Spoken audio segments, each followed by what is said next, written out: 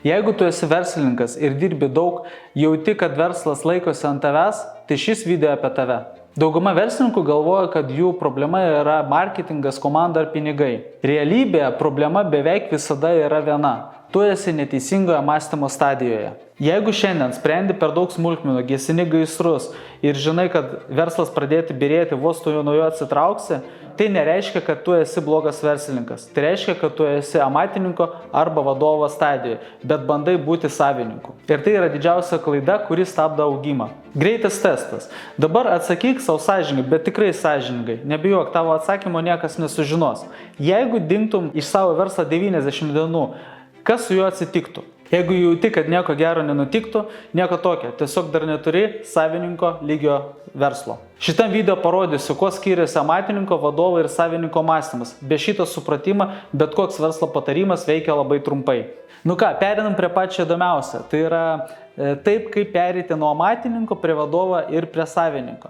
Taip, dažnai būna taip, kad mes verslą pradedam kaip vienas žmogus, judam į priekį ir dažnai sustojam ties tam tikrą ribą. Ir kurgi tos ribos ir kodėl dauguma verslų Lietuvoje auga iki 50 žmonių ir daugiau nepramuša šitos ribos.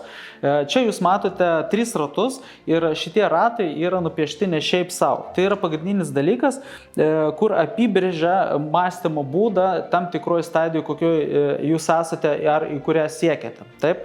Tai pirmiausia, jūs matote amatininko ratą ir amatininkas turi savo mąstymo lygius. Ne? Tai yra iš esmės, jis turi savo mąstymą, savo baimės, savo įpročius ir taip toliau. Ir dažnai būna taip, kad jūs kaip amatininkai paprasčiausiai priprantat dirbti ir veikti būtent tokioje srityje. Ir dažnai netgi tas chaosas, kuriame jūs esate ir tas nepatogumas tampa labai fainas, patogus ir netgi, sakykime, net jeigu jaučiate stresą, jis yra jums pažįstamas ir jūs tiesiog labai sunku tampa pradėti daryti kažkokius veiksmus, kad iš to ištrūktų, nes tiesiog jau pažįstami terpė, kurioje veikiate.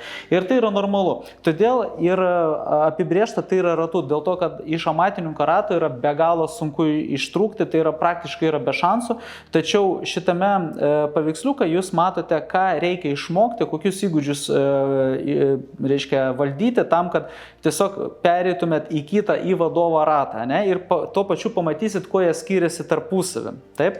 Tai va, dažnai versle mes būname iš tikrųjų visose 3 ratuose po truputį, bet vis tik pačioj pradžioj mes dominuojamės amatininko rate. Ne? Ir dabar pasižiūrėkim, pats pirmas įgūdis, kurį mums reikia išmokti, tai yra iš esmės laiko valdymas. Ką tai reiškia?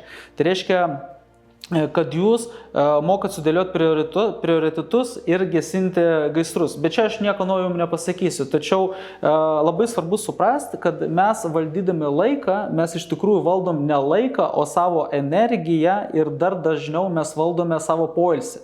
Tai vat, iš tikrųjų, teste, kai jūs pildysit, jūs matysit, kaip gerai jūs valdot laiką. Ir dažnai žmonės pildo, kad, aš darau kalendorių, nesusidedu, tai reiškia, aš valdau laiką. Bet iš tikrųjų, jūs kartais pastebėt, kad nenorit pradėti darbo, ten kažkokią sudėtingo, arba, pavyzdžiui, savaitgaliais tenka padirbti, kartais tenka labai vėlais vakarais padirbti, šeimai mažiau laiką skiria, atostogas būna visai neplanuotas.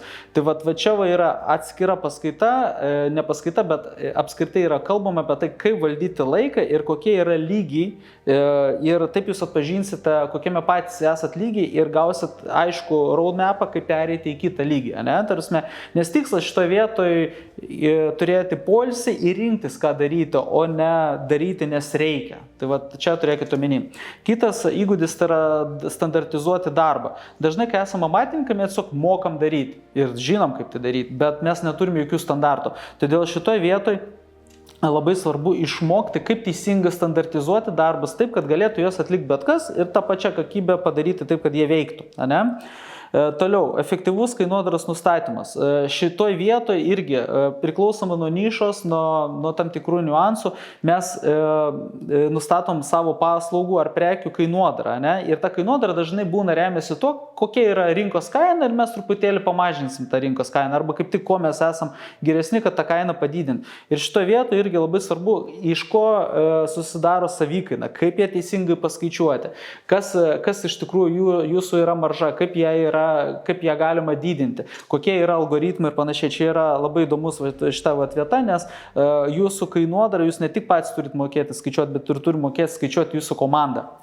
Toliau, kitas dalykas, ką reikia išmokti, tai delegavimo pagrindus. Tai iš tikrųjų egzistuoja 5 delegavimo lygiai ir pats pirmasis lygis tai yra tada, kai jūs mokat parašyti instrukciją. Ne tada, kai jūs už rankos paėmėt ir nuvedat, daryk taip ir taip, parodau ir mokinat viską patys. O tada, kai yra aiškiai aprašyti algoritmai, kai yra aiškiai dokumentacija ir aiškus mokymosi procesas, kaip padaryti tą, reiškia, vieną ar kitą darbą. Tai va čia yra delegavimo pagrindai, nes be delegavimo pagrindų jūs toliau negalėsit judėti, kadangi turėsit daryti viską patys.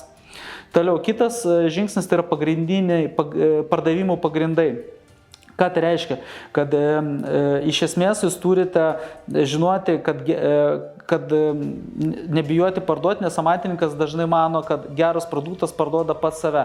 Ką tai reiškia? Tai reiškia, kad iš tikrųjų pardavimas tai yra vieni sako menas, bet čia yra procesas paprasčiausiai. Ir kaip atrodo pats pardaviminis procesas, kad jį irgi galėtume deleguoti, nes pardavime čia nėra jokios magijos, tai yra irgi aiški struktūra, procesas, kaip tas dalykas daromas. Aišku, kiekvieno nišoje reikia išgvildenti, bet struktūra bazinė yra visur ta pati ir vienoda. Todėl šitoje vietoje irgi reikia įgauti tą įgūdį, kad jūs mokėtumėt patys pardavinėti ir tą deleguoti. Toliau, pats paskutinis amatininko įgūdis tai yra psichologinė adaptacija. Priimti mintį, kad verslas neturi veikti vien iš meilės darbo principų. Mes, kai pradedam daryti, sakykime, išeinam iš samdomą darbą, dirbam ant savęs ir kūriam komandą aplink save, mes mylim, ką darom. Ir aš turėjau tą problemą, aš iš jos irgi išmokau tam tikrų dalykų ir esmė yra tame, kad meilė, jinai neturi prapulti, jinai neturi dingti tam, ką jūs darot, bet tačiau turit suprasti, kad verslas, jis turi generuoti pinigus, jis maitina jūsų komandos narius, jūs pačius ir turi atsipirkti, nes kitu atveju paprasčiausiai neverta jo daryti. Taip? Tai šitoje vietoje psichologinė adaptacija labai svarbus dalykas, nes be jos jūs neperšoksite į vadovo lygį. Tai mes taip pat kalbėsime apie psichologinę adaptaciją atskiro susitikimo metu. Toliau, kai jūs perinate į vadovo mąstymą, jūs šitoje vietoje vienas iš didžiausių pasipriešinimų tai yra tai, kad mes paleidžiam kontrolę, Ta prasme, mes nebevaldom visų smulkmenų, viskas atrodo, toj subirės, nuo manęs ten priklauso ir taip toliau. Taip pat yra tokie dalykai, kad aš mažiau svarbus tampu, nes kai darai daug darbų, tai mes galvojam, turbūt turėtų žmonės jausti mūsų svarbą ir tas svarbumas dažnai yra toks, kaip pasakyti, labai geras jausmas vidu, kai jautiesi svarbus. Bet mes nepagalvom, kad tapdami gerų vadovų, mes kaip tik teisingai viską sustatydami, mes tapsim dar svarbesnių komandos narių ir panašiai. Tai va, dar vienas dalykas, kad įkalsiu vinį pats, kaip pavyzdžiui, yra darbas, kurį reikia padaryti, jūs geriau patys padarysit, jo labiau, kad faina, negu ten sulauksit, kad kolega arba darbuotojas padarytų tą darbą, kas jam priklauso, pagal susitarimą. Tai čia bus šeši irgi įgūdžiai, kuriuos reikia išmokti. Pirmas dalykas tai yra komandos formavimas ir motyvacija. Tai šitoje vietoje labai svarbu išmokti atrankos funkciją, HR funkciją, kaip komandą suburt, kaip sumotyvuoti, kad žmonės dirbtų komandai. Visi šitie dalykai irgi labai svarbus, juos reikia išmokti, nes čia nėra kažkokios mistikos. Nes kitu atveju gaunasi, kad samdom tiesiog random kolegus, kurie vieni kitiem pradeda netgi trukdyti. Esu irgi nemažai ant to pasimovęs ir tikrai verta išmokti ir nuo to laiko prasideda tik tais jau džiaugsmas, kaip komanda prisiema atsakomybę ir daro ir inicijuoja visokius pokyčius ir iniciatyvas. Toliau, efektyvus delegavimas. Tai kaip minėjau, šitoje vietoje labai svarbu kad išmokti atpažinti, kokiu lygiu galim deleguoti. Nes jeigu jūs samdot specialistą, kuris tikrai puikiai moka dirbti, jums čia gali deleguoti 3-4 lygių, ar kai dirbat su partneriu, tai jau 5 lygyje, kaip partnerystė jau pradeda delegavimą daryti, tai reiškia, kad kontrolės minimumas, maksimumas pasitikėjimo. Čia irgi atskirai kalbėsim, labai įdomi tema. Toliau proceso automatizavimas. Šitoje vietoje irgi gan įdomus dalykas, tai kad jūs automatizuojat procesus jau sistemos, tai yra, ką reiškia procesas, jisai pačioj pradžioj jau automatizuoti neverta, jisai turi veikti rankiniu būdu, ne? Tarsi skambučiai, Exceliai, viskas rankiniu būdu. Jeigu jisai pradeda veikti, tuomet mes galim jį optimizuoti, pažiūrėti procesą, ko nereikia daryti, ne? Kas yra nesvarbu, nėra būtina ir panašiai. Čia irgi toks pakankamai nemažai psichologijos šitoje vietoje. Taip, o toliau tik tai eina automatizavimas, o dažnai mes kaip įmonių vadovai, kaip savininkai, mes galvom, blemba, greitai padarysiu, automatizuosiu, pamiršiu. Bet iš tikrųjų šitoje vietoje mes tiesiog paskui metus gaištom savo ir kolegų laiką, darydami dalykus, kurių visiškai nereikia daryti. Irgi pavyzdžių žinau, kad norite, tačiau pavyzdžiai bus per pačią paskaitą. Toliau, finansų valdymas. Čia labai įdomi tema, dėl ko? Dėl to, kad finansiniai rodikliai yra vieni svarbiausių ir juos reikia mokėti sekti. Tai yra dažnai verslininkai mąsto taip, kad aš atiduosiu darbuotojam atlyginimus, aš sumokėsiu už nuomą, aš sumokėsiu už reklamą, o man kas liks, tas ir bus. Iš tikrųjų, o jūsų komanda galvoja, kad jie dirba, o jūs uždirba daugiausiai čia su sportinė mašina važinėjate. Tai va ir toks nesutapimas mąstymo. Tai todėl turi būti biudžetavimas, biudžeto planavimas, kaip jį daryti teisingai, kaip padaryti jį paprastai ir aiškiai. Irgi bus per šį susitikimą kalbama ir duodamas visos lentelės, kurios jums padės lengvai tą daryti. Nes biudžetavimas ir finansų sekimas, jis turi būti ne tik įmonė, bet ir asmeniškai. Irgi labai svarbu turėti tokį įprotį finansinį raštingumą didinti. Taip pat finansų valdyme irgi yra lygiai, pradedant nuo to, kad jūs, pavyzdžiui, patys planuojate finansų, aukščiausias lygis, kai komanda planuoja finansus ir juos vykdo. Tai čia irgi mes kalbėsim. Toliau kitas aspektas tai yra dėrybių ir konfliktų sprendimas. Čia reikia mokėti dėrėti su klientais, partneriais, spręsti komandos problemas, apskritai būti žmogum subalansuotu ir taip pat mokėti naudotis tokiais dalykais kaip leverage anglų kalba, tiesiog, kurie padeda jums gauti tai, ko reikia ir visi win-win pozicijai būna. Toliau, ir čia vadovas, irgi vienas svarbiausių dalykų, ką jis daro vadovas, tai jisai daro strateginį planavimą. Ne? Tai reiškia, kur įmonė atsidurs už metų, už 2, už 3. Strateginis planavimas irgi skamba labai kietai, daug kas kalba apie tas strategijas, kaip jau čia strategiją mes čia kūrėm, dar kažką, bet iš tikrųjų mažai kas supranta, kaip tas strategijas iš tikrųjų yra kūriamas taip, kad jos būtų naudingos ir kad tikrai atvestų. Čia yra visa sistema. Nėra nieko sudėtingo, kai jau išmoksite. Vat įsivaizduokit, jūs ateinat į vairavimo mokyklą, vairuoti dar nemokat ir atrodo, kaip čia visi važiuoja to keliu, ne, vat, kaip, pavyzdžiui, 18 metų sukanka, kaip čia važiuoja per sankryžas, žiedai ir visa kita, bet kai pradedat mokytis, tampa natūralu, galite užsimerkite daryti. Tas pats yra ir su strategijom ir iš tikrųjų čia ne raketų mokslas ir tikrai galima išmokti labai lengvai tas strategijas daryti ir išmokyti savo komandą. Tai va, nes augdami jūs nuo amatininko iki vadovo, turėsit tapę vadovu, jūs norėsit perėti į kitą lygį, tai yra į savininką ir tuo pačiu išauginti vadovą. Ir kodėl svarbu mokėti šitos 6 įgūdžius, tokius pagrindinius, tam, kad jūs galėtumėte atrinkti gerą vadovą arba išmokti būti gerų vadovų, nes priešingų atveju, ką aš matau versluose, kad tiesiog ateina, va, tu būsi vadovas ir žodžiu, paskui grįžta po metų arba ten dar greičiau ir galvo, blemba, praradau pusę verslą, nebenoriu, liksiu čia, šitoje vietoje, amatininko arba pats būsiu vadovas ir ten vadovausiu. Ir dėl to ir strigimas eina, nes paprasčiausiai nesuprantam šitų dalykų, visų šitų pagrindinių įgūdžių ir atitinkamai negalim išmokti ir negalim atpažinti to žmogaus, kuris ateina ir taps jūsų įmonės vadovas, jeigu samdote iš išorės arba viduje. Gerai, savininkas. Šita įdomiausia vieta, irgi matot ratas nupieštas.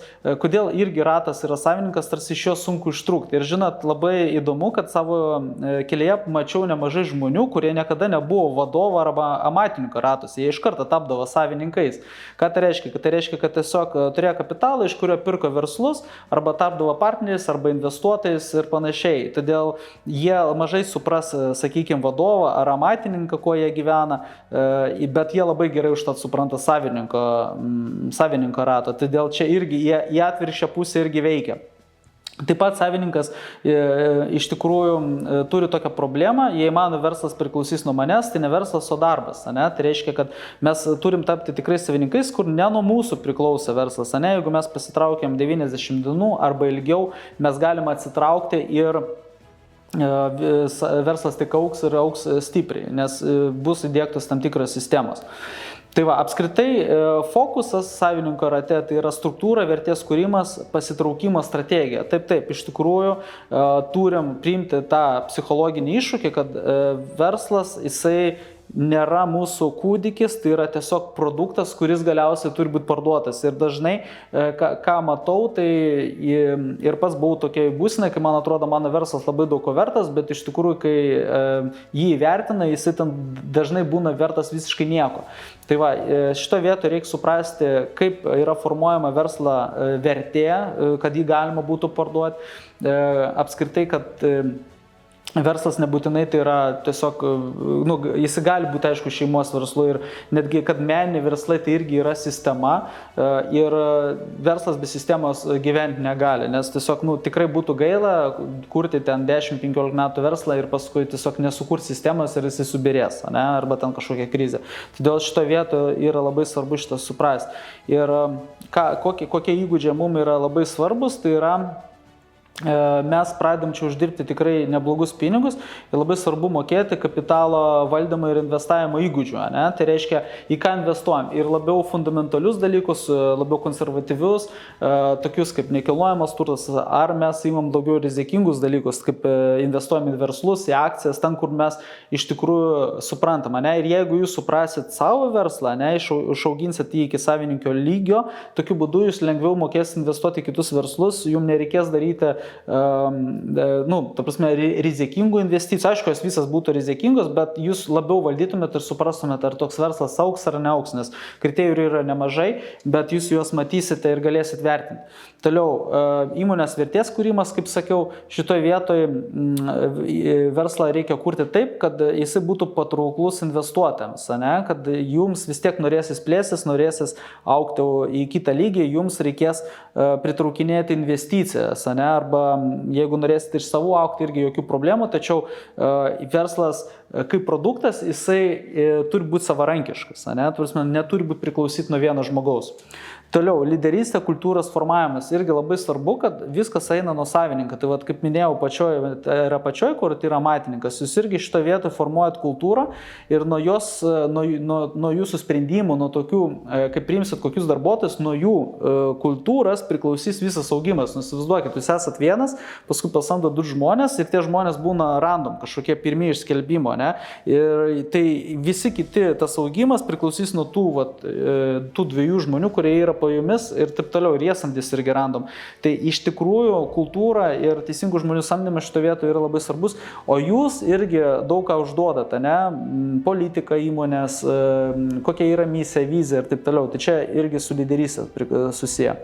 Toliau, valdymo ataskaitų skaitimas ir analizės, stebėti verslo būklę per skaičius. Ir dažnai mes nenorim eiti į savininko ratą, nenorim eiti į vadovo ratą, dėl to, kad tiesiog mes galvojam, kad kaip mes matysim, kaip mums sekasi mūsų verslą, ne? Tai juk aš nueinu, pakalbu su teikėjas, pakalbu su klientais ir atrodo, viskas lyg ir faina, ne? Bet iš tikrųjų reikia išmokti daryti išvadas iš skaičių, ne? Tai reikia žinoti, kokius skaičius rinkti, kaip juos rinkti, kas yra svarbu, kur juos įdėti, kokį softą, ar tai Excel, ar kur, ir kaip juos stebėti, kaip juos skaityti, kad žinoti, ar tikrai jie yra, ką jie reiškia ir panašiai. Tai vat irgi šitoje vietoje irgi kalbėsim, labai įdomi tema, nes skaičiai tai yra iš tikrųjų mažiau kontrolės, bet iš tikrųjų tai nereiškia, kad yra mažiau kontrolės, tai reiškia, kad jūs paprasčiausiai kontroliuojate tik tais per kertinius taškus, ne? Tai svarbiausias dalykus.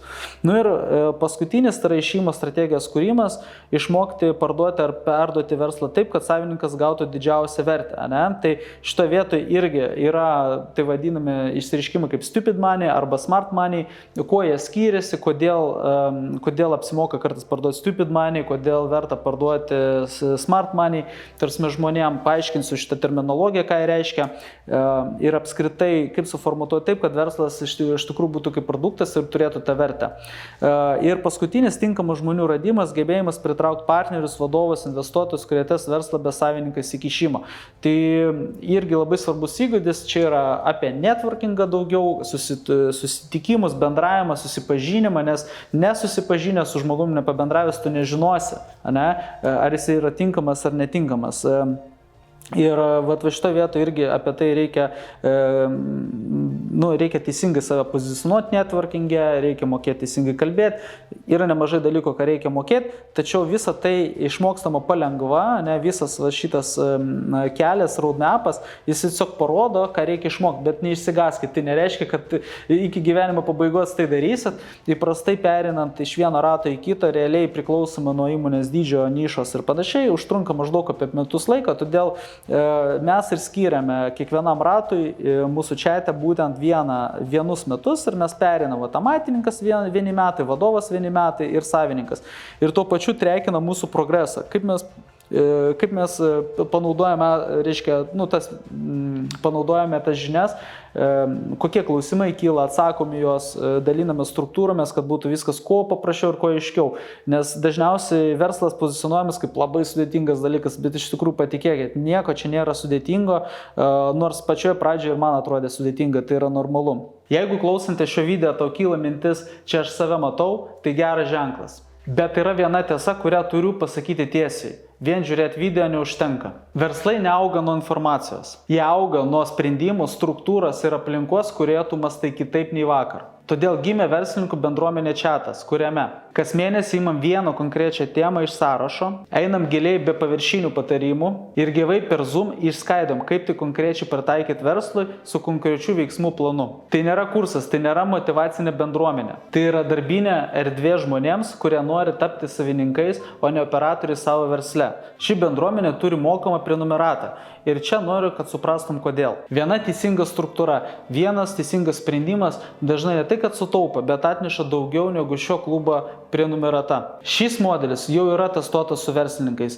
Ne teorija, ne kažkada ateityje, o realioje situacija su realiais verslais. Ir svarbu pasakyti, tai ne visiems. Jeigu ieškai greitų triukų ar stebuklingų mygtukų, čia ne tau. Bet jei nori auginti verslą, kad jis nebūtų priklausomas nuo tavęs, tada verta prisijungti. Jei jauti, kad atėjo laikas mąstyti aukščiau kasdieninio chaoso, nuoroda yra apačioje. Taip pat kviečiu užpildyti trumpą verslo testą, kad supras, kokios yra tavo stipriausios pusės.